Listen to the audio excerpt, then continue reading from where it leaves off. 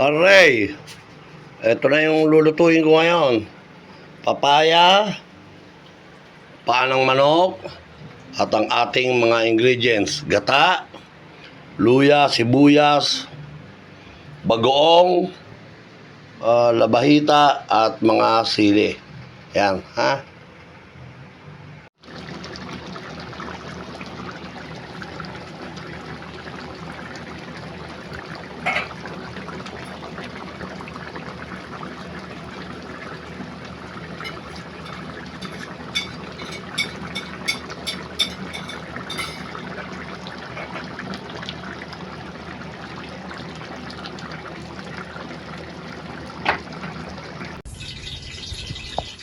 Magandang araw po. Ngayon po ay Linggo, August 11. Nandito po muli ang inyong poging ninong. Magluluto po tayo ng gatang papaya na may paa ng manok.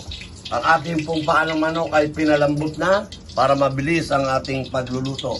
Kamusta po muli sa inyong lahat?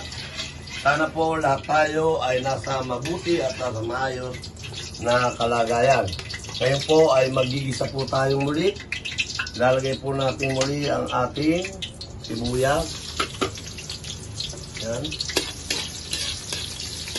Okay. At ito po ay hindi lang pang ulam. Ang iba po ay dadali natin.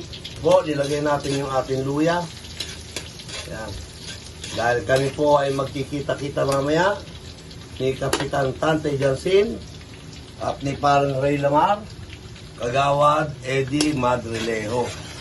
Yan po. At saka si Boss Melvin, Boss Nyonyo. Yan po. Same procedure. Pagka nangamoy na yung aromatic, pwede na yan. Malambot na yung sibuyas. Ilalagay na natin yung ating mga seasoning. Ito ang ating mga seasoning. Ginisa mix, Ajinomoto, paminta, asin, at ang ating chicken cubes. Yan po. Yan, medyo nangangamoy na. Konting halo-halo pa. Try nga na yung asin.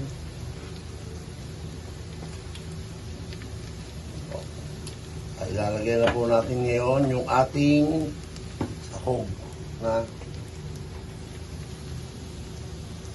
lalagyan na po natin ang ating chicken feet.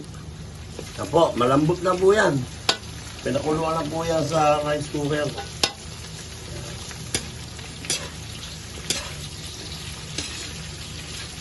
Yan, medyo halu-haluin lang, isa-gisa, para makasama na sa ibabaw yung hindi na kailalim yung ating luya at sibuyas. Yan po.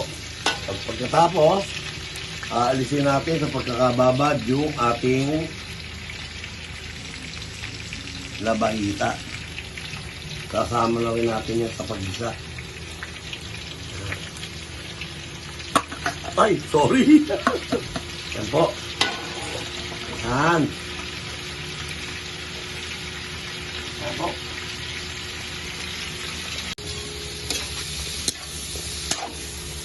Yan. Mahigisa na po yung ating mga labahita at yung ating chicken feet.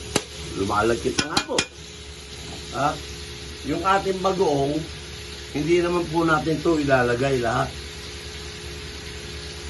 Konti lang po para may pampalasang ano lang po.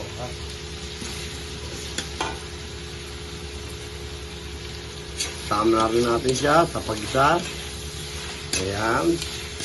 Pag nakita natin, maganda na yung kanilang mga mixture at mga kulay. Lalagay na po natin yung ating unang gata. Pero hindi na po natin kailangan ilagay lahat ito kasi malambot na po yung ating paa ng manok. Siguro ang papalambutin na lang netong unang gata na to yung ating papaya.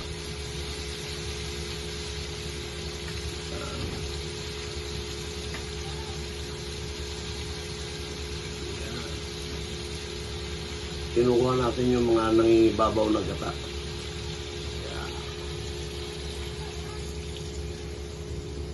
Nakita niyo po. Hindi natin nilagay lahat. At ang ating pong biniling gata ngayon ay tatlong, ayan, kaya ang dami yan. Isang malaking lalagyan yan, o. Dati, di ba? Dati, pag bumili tayo, tatlo lang. Ngayon yan, 4 na 15 po yan.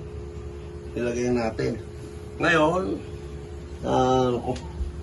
habang ginigisa po natin yan, nilagyan na natin yung sabaw, lalagyan na po natin siya ng asin. Ang ating paminta. Yan po, lalagyan natin yung ating paminta. Eh, ba't yung bumili ng maraming paminta? Para hindi lang ganyan naka-plastic yung at ang ating Ajinomoto, ginisa mix. Oh. Baka naman, ginisa mix. Araw-araw gamit. At ang ating konting asin. Nasa inyo po kung ano pong lasa, kung gusto nyo marami, to taste. Nasa inyong lasa po yan. Yan po. Halu-haluin po natin siya. At tapos tatakban po natin yan. Ha? Sakit.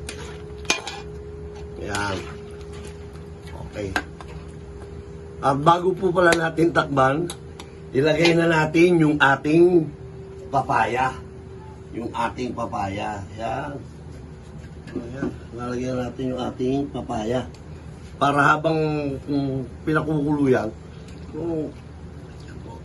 lumalambot na yung ating papaya. Yan po yung kasi po tayo, may kanya-kanya tayong version. Yung iba, nakita ko, yung mga papaya nila, malalaki hiwa. Ayan. American size, ang lalaki ng hiwa. Ito, yan, mas madaling lumambot pag maliliit ang hiwa. Yan. Yan. Marami po yung hiniwa natin papaya. Para po yung iba, dadaling ko po kasi yan doon. Kay Paring Ray at kay Kapitan Tante. Po. Pwede na natin likpitin to, mga to. Ayan. At haluin natin ng konti. Bago takban, haluin na po natin siya ng konti. Ayan. Ayan, ako. So, ito, sinisiguro ko, sigurado na naman. Ubos, nakita nyo, nababaklas na yung mga, ng paanong manok, oh. Yung mga laman niya, oh.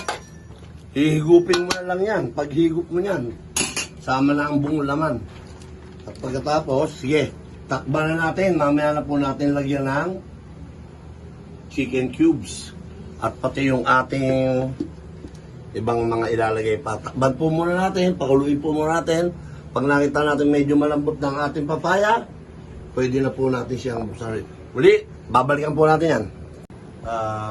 Ngayon, bubuksan na po natin, titingnan po natin kung medyo malambot na ang ating papaya.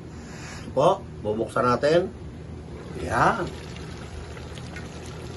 Yan, mukhang malambot na. Haluin natin. Wow! Malambot na nga. O, malambot na. Siguro, konting-konti na lang. Dahil lalagay pa natin yung unang gata. Saktong-sakto, mag-aabot ang kanilang Ayan na po, naluluray na ang ating paa ng manok. Okay na po yan. Lalagyan na po natin ang chicken cubes. At lalagyan na po natin yan ng 3 siling pula. Gugupit-gupitin na po natin yan. Yung sa amin, yung dadaling ko doon sa kabila, ay mamaya na po lalagyan ng maraming sili. Ito, 3 lang. Yan. At dito, yan, siling green. Mali ano po. Kaya na po at hindi ko agad na gayat ang ating mga sili. Ayan po. Hindi gaano maanghang, ha?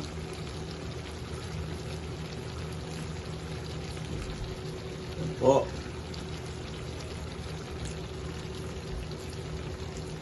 Okay.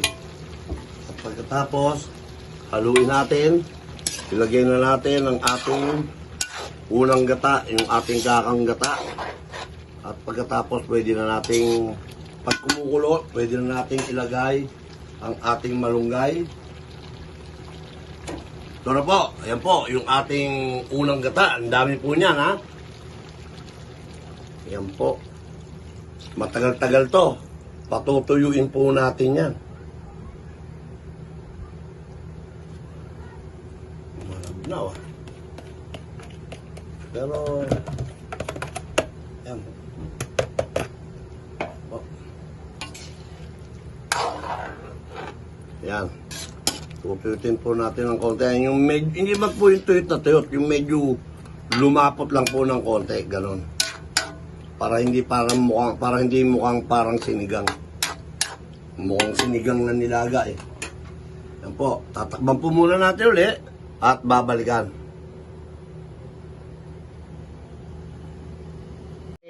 Sumusubo na yung mga gata. Yan po. Medyo sticky na siya. Yan po, sticky na ang ating gata. Sabi ko naman po kanina, hindi naman po natin siya tutuyutin ng tuyot na tuyot. Ito po, yung kaninang pangalawang gata, hindi po natin siya nilagay lahat. Yan po. Ito po, naku, sus Mariosep. Napakasarap, napakabango. Tignan nyo po. Ayan na po. Napakalambot na nung ating papaya, pati yung mga paa ng manok. Ayan. Ayan. Ayan. O. Ngayon po, ay pwede na nating ilagay ang ating malunggay.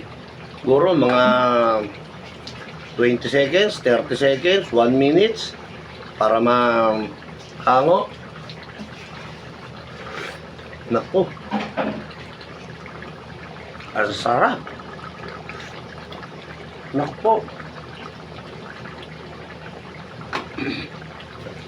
Lalagyan na po natin ang ating malunggay.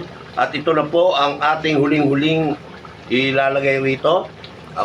Huling-huling sangkap. Yan na po. Yan. Dami. Ang daming malunggay. Salamat po sa nagbigay ng malunggay, ang aking kaibigan, Toto Galguera. Maraming salamat sa ibinigay mong dahon ng malunggay. Shout out sa iyo, kaibigan ko. May atraso ko sa iyo, hindi pa kita naaaya. Pagdaan ko nung isang araw, sabi niya, ano parin bebe? 3 Martes na ako naghihintay ah. Sorry parin Toto. Darating din yung Martes na magkakaharap tayo. Yan. Yan po. Ano lang po natin siya uli.